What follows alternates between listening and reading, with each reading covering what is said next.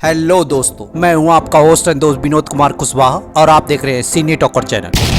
तो आज के इस वीडियो में हम सी सीजन 2 के एपिसोड नंबर 7 की स्टोरी को आपके सामने एक्सप्लेन करने वाले हैं। तो वीडियो में आगे बढ़ने से पहले एक छोटी सी रिक्वेस्ट, अगर आपने अभी तक मेरे चैनल को सब्सक्राइब नहीं किया है तो नीचे दिए हुए लाल बटन को क्लिक करके चैनल को सब्सक्राइब करें ताकि हम आगे भी आपके लिए ऐसे नए कंटेंट को आपके सामने पेश करते रहे। तो बिना टाइम वेस्ट करते हुए चलिए शुरू करते हैं। तो इस एपिसोड की कहानी की शुरुआत रानी केन के द्वारा बुलाई गई एक काउंसिल मीटिंग से होती है और रानी केन सभी को संबोधित करते हुए कहती है कि शांति समझौता खत्म होने की वजह से अब हमारे पास सिर्फ एक ही रास्ता बचा है जो हमें युद्ध की ओर ले जाता है और इस पल को हमें हमेशा याद रखना है क्योंकि आप सभी लोगों ने अपने रानी का साथ देके आपने अपना नाम इतिहास में दर्ज कर दिया है और इस फैसले की वजह से हमने पाया को एक नए और समृद्ध काल की ओर धकेल दिया है। और लॉर्ड हॉलन से सभी प्रतिनिधियों का एग्रीमेंट कंफर्म करने के बाद क्वीन केन सबसे कहती है कि अब हम लोग युद्ध में प्रवेश कर चुके हैं। और जब जनरल को आदेश देने ही वाली होती है, मागरा उसकी बात को काटते हुए सभी से कहती है कि इस परिषद में अभी और एक मुद्दा लाना बाकी है। और रानी केन की सहमति पाने के बाद मागरा उससे कहती है कि विच फाइंडर और उसकी आर्मी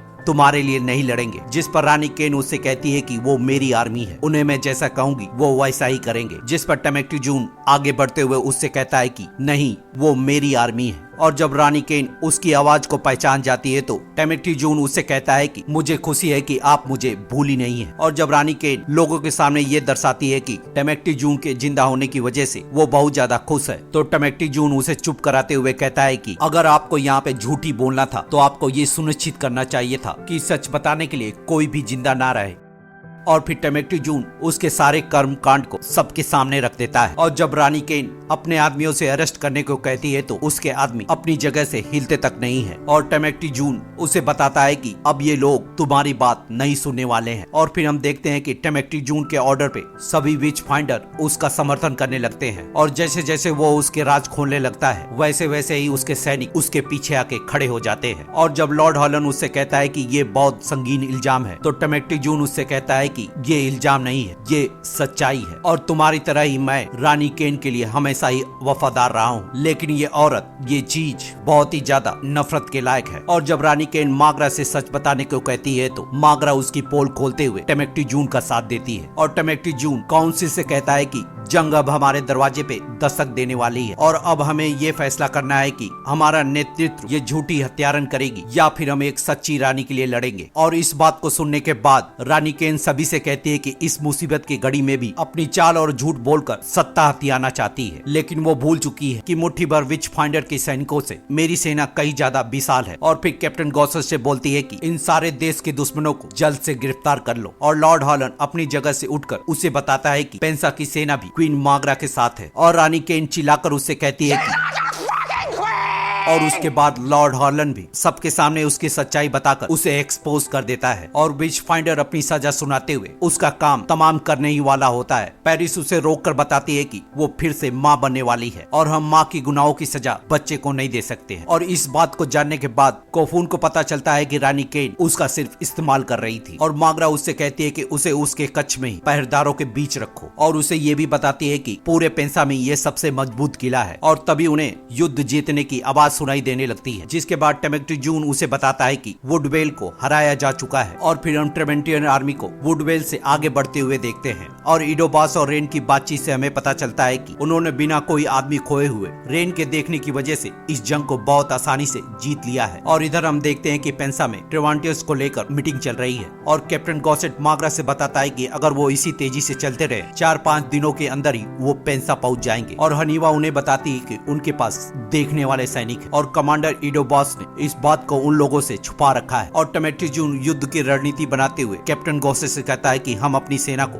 ग्रीन हिल गैप में रखेंगे। और टेमेक्टी जून के पूछने पे कैप्टन गॉसेट उससे बताता है कि ट्रिवांटन की इस सेना की टुकड़ी में 250 लोग हैं। और जब लॉर्ड हॉलन देखने वाले सैनिकों के बारे में आगाह करता है तो हनीवा और कोफून जंग में भाग लेने के लिए कहते हैं, जिस पर मागरा और बाबा बॉस उन दोनों से मना कर देते हैं। और लॉर्ड हॉलन मागरा को समझाता है कि जैसा कि हमें मालूम है कि उनकी सेना हमसे ज्यादा ताकतवर और वेल ट्रेंड है और इसीलिए इस लड़ाई में हमें जीतने के लिए हमें वो सारे हथियार उतारने होंगे जो हमें फायदा दे सकते हैं। और जब हनीवा बाबा बॉस को समझाते हुए उससे कहती है कि दुनिया में ऐसी चीजें भी हैं जो हम कर सकते हैं लेकिन वो आप नहीं कर सकते हैं। और बाबा बॉस जवाब देते हुए उससे कहता है कि यही सेम बात जनरल की आंखें निकालने से पहले उसने मुझसे कही थी। जिस पर कोफून उससे कहता है कि आप हमें इस लड़ाई में भाग लेने से बचा नहीं सकते हैं। और बाबा बॉस गुस्से में आकर उससे कहता है कि ये लड़ाई नहीं है, ये मौत का खेल है और मेरे बच्चे इसका हिस्सा कभी भी नहीं बनेंगे। जिस पर दोनों जवाब देते हैं कि हम इस जंग का हिस्सा जरूर बनेंगे। और मागरा से बातचीत करते हुए बाबा बॉस उससे कहता है कि हम अपने बच्चों को इस लड़ाई में नहीं भेज रहे हैं। जिस पर मागरा उसे कहती है कि मैं उन्हें रोक नहीं सकती हूँ, वो अब दोनों बड़े हो चुके हैं। और बाबा बॉस उससे कहता है कि ये बहुत समय के पहले की बात नहीं है जब हमारी दुनिया में बस 4 ही लोग थे और हमें इन सब की कभी भी कोई जरूरत नहीं थी। और जब हम लोग एक दूसरे से अलग हो गए तो तुम्हें जरूर लगा होगा कि तुम्हें तुम्हारा परिवार वापस नहीं मिलेगा। और अब हम लोग सब साथ हैं और हम लोगों को फिर से एक परिवार हो जाना चाहिए क्योंकि ये लड़ाई हमारी नहीं है। और जब मागरा बाबा बॉस से कहती है कि अब ये लड़ाई हमारे सिर पे आ चुकी है और अब हम लोग इससे भाग नहीं सकते हैं। जिस पर बाबा बॉस उसे जवाब देता है कि तुम लड़ाई की बात तो ऐसे करती हो मानो कि ये तुम पहले भी कर चुकी हो और तुम्हें बिल्कुल अंदाजा नहीं है कि तुम हमारे बच्चों को किस नर्क में भेज रही हो। जिस पर मागरा उसे जवाब देती है कि मैं उन्हें ऐसी जगह पे नहीं भेज रही हूँ। जिस पर बाबा बॉस उसे गुस्से में जवाब देता है कि अगर उनकी मौत हुई तो उनकी मौत की जिम्मेदार सिर्फ तुम होगी। और इस बात को सुनने के बाद मागरा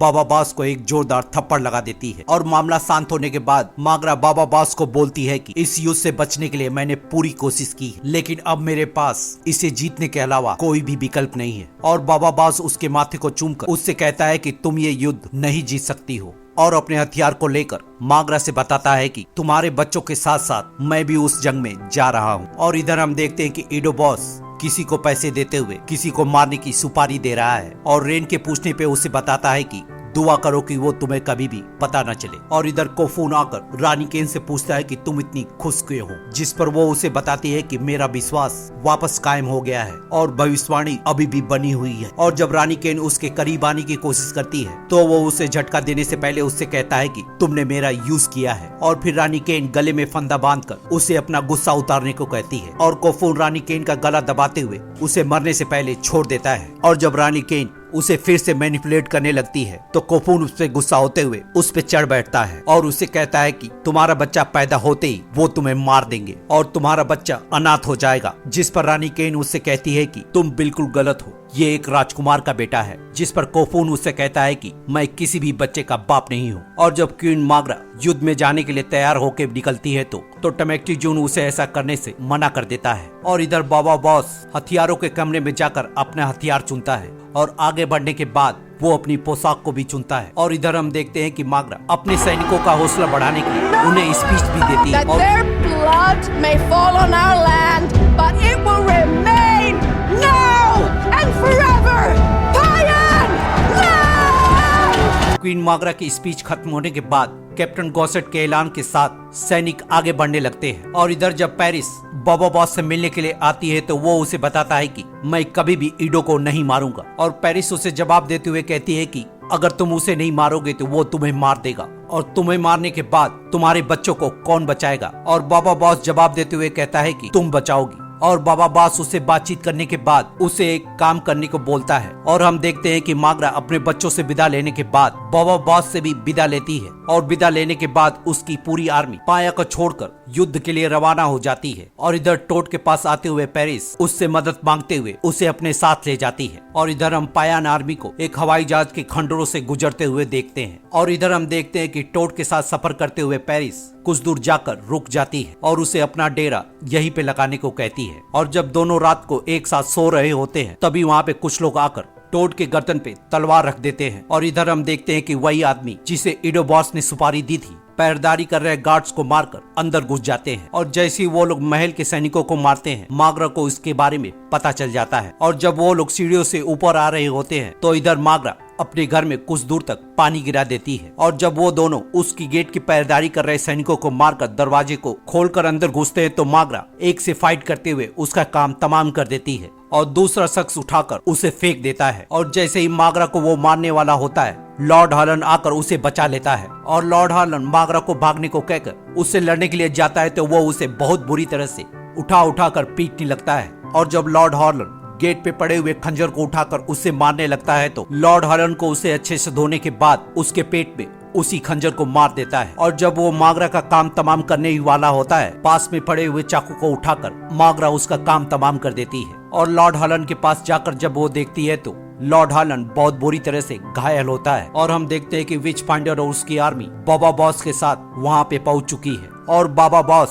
विच फाइंडर से बातचीत करते हुए जब आगे जाता है तो वो उसे बताता है कि ट्रिवांटेड की आर्मी यहाँ पहुँच चुकी है। और जब वो लोग आगे आकर देखते हैं तो ट्रिवांटेड की पूरी आर्मी उनके सामने खड़ी होती है। और विच फाइंडर को अयूरा से पूछने पे पता चलता है कि ट्रिवांटेड के पास कम से कम 350 सैनिक हैं। और इधर ईडोबास रेन के साथ आगे आते हुए जब वो लोग अपने आर्मी के आगे पहुंच जाते हैं तो रेन उसे बताती है कि वो लोग यहाँ पे पहुंच चुके हैं। और जब ईडोबास उससे पूछता है कि कौन दिख रहा है तो वो उसे बताती है कि द्वार के सामने तकरीबन 100 सैनिक मौजूद हैं। और ईडोबास उसकी बात काटते हुए उससे फिर से बोलता है कि मैंने ये नहीं पूछा है कि तुमने क्या देखा है, मैंने पूछा है कि तुम किसे देख रही हो। और रेन उसे बताती है कि मुझे बाबा बॉस दिख रहा है। और जब ट्रिवांटियर की तरफ से ड्रम बजने लगते हैं तो वो अपने हथियार को देकर उन्हें रोकने और सच बताने के लिए आगे बढ़ने लगती है। और जब कोफून उसे रोकने लगता है तो हनीवा बाबा बॉस के पास जाकर उससे इजाजत मांगती है। और बाबा बॉस की इजाजत मिलते ही वो उनकी तरफ भागने लगती है। और रेन उसे भागते हुए देखने के बाद उससे मिलने के लिए जाती है। और हनीवा उसे सारी सच्चाई बताने के बाद उसे ये भी बताती है कि प्रिंसेस मागरा पाया की रानी बन चुकी है।